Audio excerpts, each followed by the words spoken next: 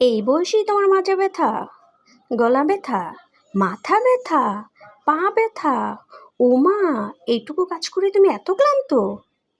আমি তোমার বয়সে হ্যান করেছি, ত্যান করেছি, আরও অনেক কিছু, কত কিছু করেছি।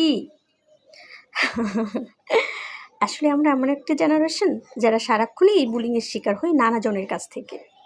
এমনকি আপনজনরাও এর থেকে বাদ যান না, বুলিং করেই যান। নীরবে মৃদু হাসিতে এড়িয়ে যাওয়া ছাড়া আর কোনো উপায় নেই যে।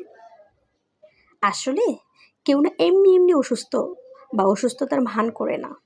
হয়তো সেই মানুষটা অতীতে খুব অত্যাচারিত কোনোভাবে, হয়তো ছোটবেলায় যতটুকু পুষ্টি দরকার ছিল সে ততটুকু পায়নি, হয়তো এখনও কোনো না কোনোভাবে কোনো অসহনীয় সমস্যার মধ্যে দিয়ে যাচ্ছে। আপনাকে সে খুলে বলতে পারছে না, কিন্তু সে সহ্য করে যাচ্ছে।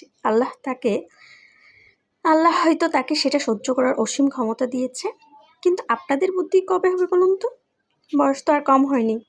কোন কথা কাকে কষ্ট দেয়, কোনটা দেয় না, সেটা বোঝার ক্ষমতা আপনার কবে হবে বলুন?